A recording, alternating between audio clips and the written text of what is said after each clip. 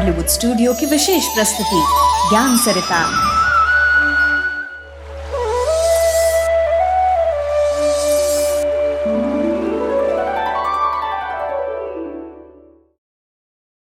Om Shanti and good morning.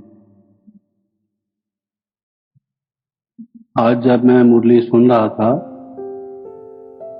तो मुझे ऐसा लगा कि जो बाप दादा के महावाक्य हैं उनको हम मुख्य रूप से 4 शीर्षकों के अंतर्गत ठीक रीत से समझ सकते हैं। पहले जो गीत बज रहा था कि आपको बुला रहे हैं बाबा, आपको आना ही होगा, उससे मेरे मन में ये विचार स्फुरित हुआ कि जिसे हम कहते हैं कि संसार के लोगों को वो दृष्टि प्राप्त नहीं है जिसे हम ज्ञान चक्षु कहें, उसमें सबसे बड़ी मुख्य बात दृष्टि के बारे में ये है कि उन्हें इतिहास का ज्ञान नहीं है। ये जो संसार का इतिहास है इसमें परमात्मा का भी आना होता है, उसका भी कोई पार्ट है जिसे हम कहें कि intervention of God in the affairs of Mankind. ये जो सतयुग से लेकर कलयुग के अंत तक इतिहास चलता है उसमें मनुष्य आत्माओं का तो पार्ट है, लेकिन उसमें भगवान का भी कोई पार्ट है, इसका किसी को मालूम नहीं है। और ये इतिहास के वृत्तांत एक से एक जुड़े हुए हैं और फिर कैसे शुरू होते हैं, कैसे इनका अंत होता है, इसके विषय में मैं समझता हूं कि बाबा ने हमें विशेष समझाने की कोशिश की कि बाबा आकर कैसे आपको सृष्टि का चक्र बताते। उदाहरण के तौर से एक बात आप देखिए कि आजकल विदेशों में इस बात की बहुत रिसर्च हुई है कि पुनर्जन्म होता है, सोल्स का रीइंकार्नेशन होता है, लेकिन पुनर्जन्म 84 जन्मों का होता है, 84 जन्म आत्मा लेती है, ये उनको भी मालूम नहीं है। तो ये सारा जो जन्म जन्मांतर का इतिहास है, इतिहास के बारे में 2 बातें नहीं मालूम। एक तो ये कि ये जो इतिहास हमारा इस जन्म का है उससे पहले भी हमारा कुछ इतिहास चल चुका है और आगे भी वो चलेगा। इतिहास का ये दृष्टिकोण लोगों को मालूम नहीं। और दूसरा, क्योंकि सभी लोग ये कहते हैं कि दुनिया में डिटेरियरेशन है, डीजेनरेशन है, पतन की ओर दुनिया जा रही है, वैल्यूज नहीं है, मूल्य नहीं है, लेकिन वो मूल्य नहीं है, वैल्यूज नहीं है, पतन की ओर जा रही है, ये कई जन्मों से प्रोसेस चलता आ रहा है। इस बात का ना मालूम होने से बात को पूरी तरह से समझ नहीं सकते कि कैसे आप सतयुग आएगा। तो हिस्ट्री का जो ज्ञान है वो हमें पूर्व काल के बारे में भी बताता है और वो फोर्सी भी हम करते हैं कि आगे क्या होगा उन इवेंट्स के आधार पर। तो मैं समझता हूं कि बाबा ने जो आज मुरली में हमें विशेष रूप से बताया वो ये था कि परमात्मा के आने की क्यों आवश्यकता है। जैसे बाबा ने संगम युग के लिए कहा कि उन्होंने कह दिया है कि गीता का भगवान द्वापर के अंत में आया, तो उनको ये संगम युग का मालूम नहीं है और संगम युग का नामालूम होने से ही वो उस पद को प्राप्त नहीं कर सकते। तो भगवान के आने की आवश्यकता का भी उनको पता नहीं लग सकता अगर उनको इतिहास का पता ना हो। संगम युग का भी पता नहीं लग सकता अगर वो वर्ल्ड हिस्ट्री को ना जाने। तो ये सारे संसार के इतिहास में एक ऐसा दुख का समय आता है, इतनी समस्याएं हो जाती हैं, इतने प्रॉब्लम्स मनुष्य के सामने आते हैं, लोग इतने दुखी और अशांत हो जाते हैं कि उस समय सिवाय भगवान के फिर कोई सृष्टि को बदल नहीं सकता, सतयुग ला नहीं सकता। इस चीज का लोगों को पता नहीं। तो मेरे ख्याल में ये चीज हमें भी समझने की जरूरत है, दूसरों को भी सबको बताने की जरूरत है कि ये जो सारा वर्ल्ड हिस्ट्री है इसमें अगर स्वयं कोई एक ऐसा ना हो जिसको सब विद्याएं मालूम हो, जो नॉलेजफुल हो और जो स्वयं सदा जिसको कहना चाहिए आनंद स्वरूप हो, शांति स्वरूप हो, तो वो दूसरों को आनंद कैसे देगा, शांति कैसे देगा? तो बाबा ने कहा कि अनेक मत हैं संसार में, एक मत कभी भी नहीं होता है, एक मत केवल सतयुग में दैवी सृष्टि में होता है। तो इसलिए आप जो देहधारी हैं उनके मत पर ना चलकर उस एक के मत पर चलो। अगर हम इस बात को समझें कि जितने भी आत्माएं शरीरधारी हैं, उस शरीर की उनको लिमिटेशंस होती हैं और उससे उनके ब्रेन को भी लिमिटेशंस होती हैं। जिस वंश में, जिस जाति में, जिस देश में, जिस काल में, जिस युग में वो हैं, उस सब की उनको लिमिटेशंस होती हैं और इसके कारण से वो जो सत्य ज्ञान है जो इन लिमिटेशन से अबव है, वो ज्ञान वो दे ही नहीं सकती। उस ज्ञान को देने वाला कोई ऐसा होना चाहिए जो शरीर और शरीर से जो कर्म जिनके कारण से वो शरीर मिला है उनसे स्वयं मुक्त ना हो, लिबरेटेड ना हो, और उनसे बाकी जो सब लिमिटेशंस हैं उनसे भी जो अभाव ना हो, तो वो हमें कैसे पार ले जा सकता है उस पार? तो बाबा ने कहा वो एक ही बोटमैन है, एक ही सेल्समैन है, सेलर है, और एक ही नावक है, खेवट है, जिसको बाबा ने कहा कि वो हमें इस पार से उस पार ले जा सकता है। तो इस चीज की हमें यहाँ पहचान मिली। ये सब कहते हैं कि दुनिया गिरावट की ओर जा रही है, लेकिन इस दुनिया को गिरावट से कौन निकालेगा और उस गिरावट के बाद कैसा समय आएगा और किस तरीके से निकालेगा, ये उनको मालूम नहीं। तो बाबा ने हमें आज मुरली में ये समझाया कि जिस समय सारी आत्माएं संसार की अत्यंत दुख में होती हैं, अशांत होती हैं, तब वो परमात्मा ही एक ऐसा जानने वाला है जो सुख शांति की विद्या जिसके पास है, new knowledge for the new world, जिसको कई दफा बाबा मुरलियों में कहते हैं, वो जब नया ज्ञान दे, क्योंकि जितनी पुरानी विद्या हैं उनके होते हुए संसार का आज जो हाल है वो तो हमारे सामने है। तो अब वो जिसके पास नई विद्या है वो जब आए और वो नया ज्ञान हमें दे, तब उसके बाद जो नया सुख का संसार है वो आए। तो एक हेवनली फादर है, बाबा ने कहा, जो हमें हेवन में ले जाता है। ये शब्द बड़े सिंपल हैं।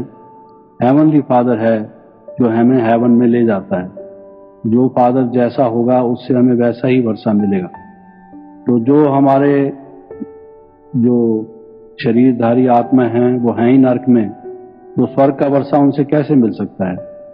स्वर्ग का वर्षा तो उससे मिलेगा जो ऐसा पिता हो जो हमें स्वर्ग में ले जा सके, जो स्वर्ग की स्थापना करता हो। तो ये नई रचना जो न्यू क्रिएशन है, कहते तो हैं लोग कि परमात्मा क्रिएटर है, वो रचयिता है, लेकिन ये बात साथ में उनको ख्याल में नहीं रहती कि वो नई सृष्टि का रचयिता है। रचयिता तो है, क्रिएटर तो है, लेकिन वो न्यू वर्ल्ड का क्रिएटर है, हेवन का क्रिएटर है। ये एडजेक्टिव, ये विशेषण वो साथ में नहीं लगा। तो ये चीज अगर हमें मालूम हो कि वो परमात्मा ही सत्युग का, नई सृष्टि का क्रिएटर है, तब हमें उस परमात्मा का भी पूर्ण रूप से परिचय हो। तो आज की मुरली से जो मैं समझा, क्योंकि बाबा कहते हैं कि मैं नया जन्म देता हूं, नई सृष्टि रचता हूं और स्वर्ग में सब आत्माओं को ले जाता हूं। आमतौर से लोग क्रिएशन का भी अर्थ नहीं समझते। वो ये समझते हैं कि परमात्मा ने सूरज, चांद, पृथ्वी इत्यादि बनाए, लेकिन बाबा कहते हैं कि मैं इनहेरिटेंस देता हूं, इसलिए मुझे क्रिएटर कहते हैं, जो सतयुग का इनहेरिटेंस है। वैसे लौकिक रूप से भी जो फादर है वो बच्चे को इनहेरिटेंस देता है। तो मैं समझता हूं कि अगर ये चीज लोगों को स्पष्ट हो कि परमात्मा को क्रिएटर क्यों कहा जाता है, इसलिए नहीं कि उसने 7 दिन में या 6 दिन में दुनिया बनाई और 7वें दिन कहा कि ये बड़ी वंडरफुल दुनिया है जो मैंने रची है और इसलिए रेस्ट करो, अब वो वीकेंड मनाओ, छुट्टी का दिन सैबत मनाओ। तो वो जो रचना का उनका कॉन्सेप्ट है वो ही बिल्कुल अलग है। रचयिता किसको क्यों, उसको फादर तो कहते हैं, लेकिन वो फादर किस कारण से कहते हैं और रचना वो कौन सा वर्षा देता है, इस बात को स्पष्ट करने की जरूरत है। और दूसरा, कई दफा ऐसा होता है, हम कहते हैं कि मैंने जैसे अभी पहले कहा कि परमात्मा का इतिहास में रोल जानना जरूरी है। हमें जो और डिवाइन फादर्स हैं, किसी ने कहा है कि history is nothing but the biography of few great persons. जो इतिहास है वो जो बहुत बड़े बड़े महान विशेष व्यक्ति हुए हैं, उन्होंने जो कार्य किया, एक नया दौर, एक नए जमाने को वो लाए, वो उन सब को अगर हम पढ़ते हैं तो उसी का नाम इतिहास है। तो ऐसे तो दुनिया में लाखों करोड़ों व्यक्ति हुए, लेकिन इतिहास में तो हम केवल उन्हीं के वृत्तांत पढ़ते हैं जो विशेष व्यक्ति हों, जिन्होंने कोई बहुत बड़े कार्य किए हों। लेकिन उन सब बड़ों में से भी कौन बड़ा है, ये जब तक हमें मालूम ना हो जिसका इतिहास में रोल है, तो मैं समझता हूं कि ये एक मिसिंग पॉइंट जो दुनिया में सब ज्ञानों में मिसिंग पॉइंट है, वो ये है कि परमात्मा का भी इस हिस्ट्री में रोल है। कई लोग ये समझते हैं कि परमात्मा इस हिस्ट्री को रचने के बाद ऊपर बैठा हुआ तमाशा देख रहा है। इसलिए आपने देखा होगा कि बहुत से लोग अपने भाषणों में परमात्मा के ऊपर भी कमेंट करते हैं कि कोई कहता है कि उसने ऐसी दुखमय सृष्टि रची ही क्यों, क्योंकि उनको पता नहीं कि उसने दुखमय सृष्टि नहीं रची। जैसा रचयिता हो वैसी वो रचना रचता है। उसने हेवन रचा, स्वर्ग रचा, वंडरफुल दुनिया रची। एक तो किसी को ये मालूम नहीं। दूसरा, वो समझते हैं कि परमात्मा, आप कहते हैं ऑलमाइटी है, नॉलेजफुल भी है, मर्सीफुल भी है, काइंड भी है, तो फिर इस दुनिया की ऐसी हालत क्यों है, लोग रो क्यों रहे हैं? अगर वो ऑलमाइटी है तो ठीक क्यों नहीं करता? नॉलेजफुल है, उसको ठीक बनाने की नॉलेज है, तो ठीक बनाता क्यों नहीं? मर्सीफुल और काइंड है, तो फिर इस दुनिया की ऐसी हालत क्यों हो रही है, उसके हम बच्चे दुखी क्यों हो रहे? तो उनको ये मालूम नहीं है कि परमात्मा का रोल कब होता है और वो किस तरीके से दुनिया को सुखी बनाता है। इसलिए दुनिया में ये क्वेश्चंस हैं, लेकिन इन क्वेश्चंस के हल करने में और हमारे सामने कई बातें आती हैं। उदाहरण के रूप से, जब हम ये स्पष्ट करते हैं कि परमात्मा का इस दुनिया में पार्ट है, इस इतिहास में उसका भी एक रोल है जो कि हाईएस्ट है। उसको हाईएस्ट, ग्रेटेस्ट, होलीएस्ट हम कहते ही इसलिए हैं कि उसका पार्ट ऐसा है। किसी को कोई गुण दिए जाते हैं तो गुणों की मैनिफेस्टेशन के आधार पर दिए जाते हैं। लेटेंट गुण, छिपे हुए गुण, सुषुप्त गुण तो हर एक में है। हम हर एक को कहते हैं कि हर एक व्यक्ति डिवाइन, उसमें डिवाइन पोटेंशियल है। तो हम जब किसी व्यक्ति का वर्णन करते हैं, महिमा करते हैं, तो उसके हिडन पोटेंशियल की नहीं करते। हिडन पोटेंशियल को तो हम वैसे ही कह देते हैं, लेकिन हम जब महिमा करते हैं तो जो उसके कार्य हैं, जो उसका मैनिफेस्टेशन है क्वालिटीज का, उसके आधार पर करते हैं। तो परमात्मा को भी जब हम ज्ञान का सागर, शांति का सागर, आनंद का सागर, प्रेम का सागर, हाईएस्ट, होलीएस्ट, ऑलमाइटी कहते हैं, तो ये गुण उसके कर्तव्यों में किसी समय आते हैं, उसके कारण से हम उसको कहते हैं। एक बात तो ये जरूरी है। लेकिन मैं ये कह रहा था कि अच्छा, 1 मिनट के लिए अगर ये मान लिया जाए कि परमात्मा किसी समय इतिहास काल में आता है इस पृथ्वी पर और आकर वो कोई विशेष बड़ा महान कार्य करता है, और वो कार्य ऐसा है कि सारे विश्व को ही बदल देता है, तो स्वाभाविक बात है कि प्रश्न उठेगा कि परमात्मा अगर आता है तो कहां आता है, कैसे आता है, कैसे वो कार्य करता है। अगर हम ये कहते हैं कि ये तो बिल्कुल स्वाभाविक प्रश्न है कि अगर वो आता है तो किस रीत से आता है, क्योंकि मनुष्य शरीरधारी हैं, तो उनको ज्ञान देने के लिए जरूर किसी मनुष्य शरीर में आएगा। अगर किसी मनुष्य के तन में आएगा तो वो कहाँ है, किस देश में आता है। अगर आप कहें भारतवर्ष में आता है तो लोग कहेंगे भारतवर्ष में ही क्यों आता है, और एक पुरुष के तन में ही क्यों आता है। तो फिर वो जो सारा वहां का कल्चर होगा, वहां की बातें आएंगी। तो इसलिए कई प्रश्न उठते हैं। मान लीजिए वो भारत में नहीं आता, किसी और देश में आता है, इंग्लैंड में आता है, यूएसए में आता है, किसी और देश में आता है। ये प्रश्न तो तब भी उठेंगे कि वो वहां क्यों आता है। लेकिन जैसे बाबा ने कहा, अगर हम ये सामने रखें अपने मन में कि परमात्मा देवता बनाता है, वो किस लिए आता है, मनुष्य को देवता बनाता है। तो जहां दैवी संस्कारों वाले, दिव्यता वाले, जिनमें जहां देवता बन सकते होंगे, जिनका कल्चर इतना रिच होगा कि उनमें दैवी बनने का पोटेंशियल होगा, जिनमें उस तरह की बातें होंगी, स्वाभाविक है कि जो सबसे प्राचीन सभ्यता होगी, जो पहले दैवी सभ्यता रह चुकी होगी, वो वहीं आएगा। तो वहीं आएगा तो उसमें फिर वो उस किस्म की बातें वो कहेगा। तो उसमें ये प्रश्न उठते हैं और वो उन प्रश्नों को फिर हमें लोगों को स्पष्ट करना पड़ता है कि परमात्मा भारत में ही क्यों आता है, और अगर भारतवासी में ही क्यों आता है। लेकिन ये इतिहास बताता है, दो तरह के विचार इतिहास में हैं। एक तरफ तो लोग ये कहते हैं कि भारत में भी लोग बाहर से आए, और कुछ लोग ऐसे हैं जो ये कहते हैं कि भारत से आर्य लोग बाहर गए। कई कहते हैं कि आर्य लोग भारत में बाहर से आए। तो ये दो हिस्ट्री के व्यूज हैं। हमें उसको स्पष्ट करना होगा कि वो यहां से बाहर गए या बाहर से यहां आए। अगर ये बात हम लोगों को पूरी तरह से स्पष्ट कर दें, ये बात मैं मुरली की नहीं कह रहा, लेकिन अपने अनुभव की कह रहा हूं कि ये हमें मनन करने की जरूरत है, बताने की आवश्यकता है। This was not in the Murli, these are my thoughts which I am sharing with you.